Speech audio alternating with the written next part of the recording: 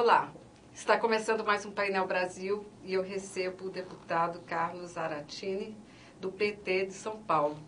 Foi aprovado recentemente na Câmara dos Deputados a desoneração dos transportes coletivos e o deputado foi relator da matéria. Muito grato pela sua presença. Eu que agradeço o convite. Bom, é um assunto de extrema importância porque isso viabiliza a parte do trabalho das pessoas, do lazer. E eu queria que o senhor explicasse um pouco para a gente como é que vai funcionar e como é que é essa lei da desoneração dos transportes coletivos. Bom, em primeiro lugar, nós temos um grande problema no Brasil, que é o alto custo do transporte urbano. Recentemente foi feito um levantamento que uma boa parte das cidades aumentou nos últimos 4 anos o transporte público em mais de 50%. E o custo da tarifa hoje no Brasil, em média, é R$ 2,30. Então, nós estamos lutando e aprovamos agora na Câmara a desoneração do transporte. O que significa isso? Um regime especial de tributação para o transporte, onde o governo federal abre mão da cobrança dos impostos federais, que é o PIS/COFINS, a CID, reduz a contribuição da Previdência Social e, em troca, os governos estaduais e as prefeituras também têm que reduzir os seus impostos. E tudo isso tem que reverter para o bolso da população. Tem que baixar o valor da tarifa e implantar o que a gente chama de bilhete único, que é um cartão eletrônico que permite as pessoas utilizarem mais de uma condução pagando uma só passagem. Isso já existe em São Paulo, onde o bilhete único vale 3 horas, Campinas, que é no estado de São Paulo, vale 1 hora, em Londrina, no Paraná, em Fortaleza, no Ceará, o Rio de Janeiro está tentando implantar e várias outras cidades que já implantaram. Então a ideia é a gente criar uma política de transporte de barateamento da tarifa para a população. Bom, o que vai representar no caso dos impostos federais? Qual o percentual? Bom, os impostos federais representam 15% desse custo. Então, portanto, deve haver uma redução de 15% só de impostos federais. E nos impostos estaduais, por exemplo, você tem o óleo diesel, ele tem uma tributação de ICMS de 12%. Então, isso daria, mais ou menos, se nós retirarmos esse 12%, representaria uma redução de mais 2,5%. Se você pegar o ISS, a maior parte das prefeituras cobram o ISS, que é o Imposto sobre Serviços, de 2% a 5%. Então, no caso de ela cobrar 5%, retirando esse imposto já é 5% a menos no valor da tarifa. Então, no total, nós podemos chegar a mais de 20% de redução no valor da tarifa e, com isso, a gente possibilitar uma tarifa mais vantajosa para o usuário.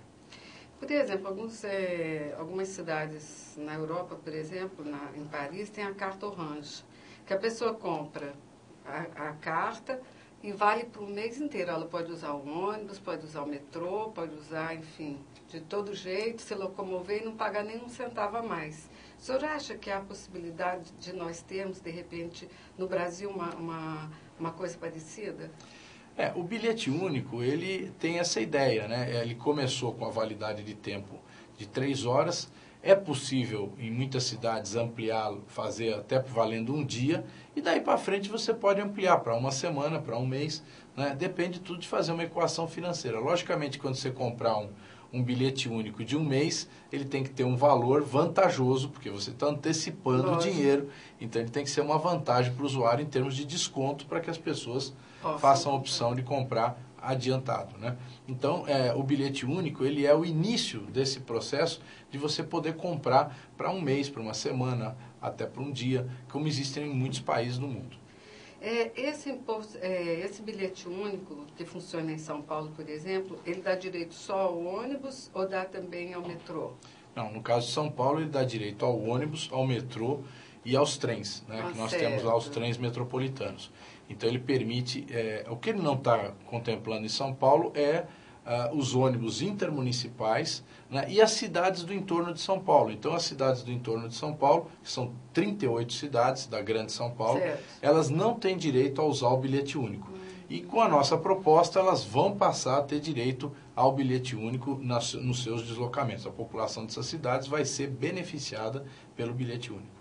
E o senhor podia contar para a gente um pouco agora como é que vai ser essa tramitação até até o presidente assinar essa lei? Bom, nós aprovamos o projeto na comissão especial. Comissão especial é uma comissão que faz com que o projeto tenha uma tramitação mais acelerada. Aprovado na comissão especial, ele, caso não haja recurso ao plenário, eu acredito que não vai haver, porque foi aprovado por unanimidade, ele vai ao Senado. E os senadores vão votar o projeto. Caso eles modifiquem o projeto, nós temos que votar de novo na Câmara, né? Esse é um problema do Brasil, né? Tudo que a Câmara faz, o Senado quer rever, né? Ou quer modificar. Então, aí, obrigatoriamente, pela nossa Constituição, nós teremos que votar de novo na Câmara e, então, aí segue para o presidente da República sancionar o projeto. O senhor acha que ainda sai no governo Lula Olha, a nossa esperança é que seja votado ainda no ano que vem, porque nós estamos agora já no final do ano, talvez o Senado, se for bem ágil, ele consegue votar esse ano, mas normalmente eu acho que isso vai ficar para fevereiro ou março do ano que vem, e aí até junho eu acredito que a gente consiga a aprovação. E aí a gente vai ter um processo de implantação do bilhete único. Eu acredito que no próximo ano, 2010, 2011, a gente já tenha esse processo avançado. Até porque você vê problemas graves. São Paulo, por exemplo, que hoje a tarifa é R$ 2,30, o prefeito quer aumentar para R$ 2,80. Né? Então é um soco no estômago da população. Na realidade, há um descaso, talvez, por esse custo tão alto de impostos que isso esteja ocorrendo, mas, por exemplo, aqui em Brasília é muito mais do que São Paulo o valor. E as pessoas não têm direito a lazer, porque os ônibus, por exemplo, nos finais de semana praticamente não os temos. E realmente o transporte coletivo do nosso país e da capital do Brasil é dramática. Esse é um problema que depende, que a gente não vai conseguir resolver com esse projeto, né? Porque o nosso projeto não trata disso.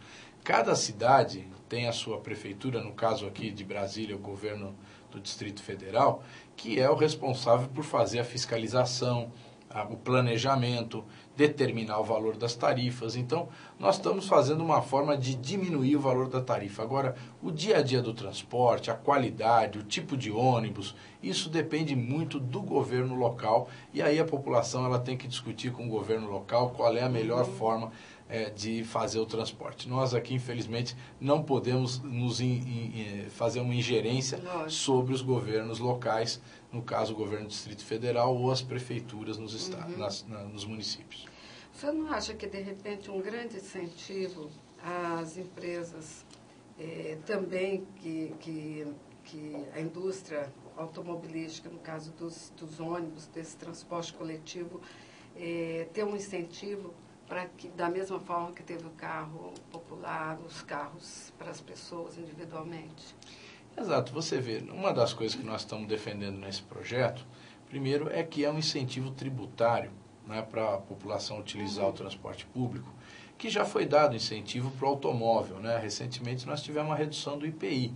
O IPI foi zerado, agora ele está voltando a subir, mas foi zerado. Nós batemos o recorde de venda de carros.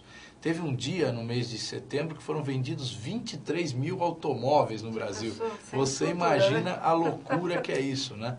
Então, realmente, se nós não tivermos uma política de incentivo ao transporte público e o Brasil só ficar incentivando o automóvel, as cidades brasileiras vão ficar inviáveis, né? Nós vamos ter problemas gravíssimos de congestionamento, né? Já estamos vendo isso. Qualquer cidade, até Brasília aqui, tem congestionamento. Era fácil de andar, né? Cidades médias, cidades que não são grandes ainda, já estão com problema de congestionamento.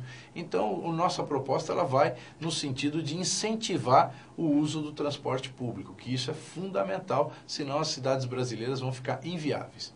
E outra questão importante, né? Você sabe, no Brasil todo mundo reclama da carga tributária, da quantidade de impostos que as pessoas pagam. Só que olha só, veja bem, os mais pobres, os que ganham até 2 salários mínimos, pagam 43% do que eles ganham de imposto, quase a metade.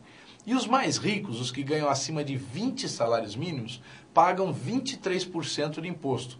Então, é uma disparidade muito grande. Não é que a carga tributária é alta para todo mundo, a carga tributária é alta para os mais pobres. Então, quando a gente desonera o transporte público, nós queremos fazer também uma justiça tributária, que os mais pobres paguem menos imposto. Com certeza.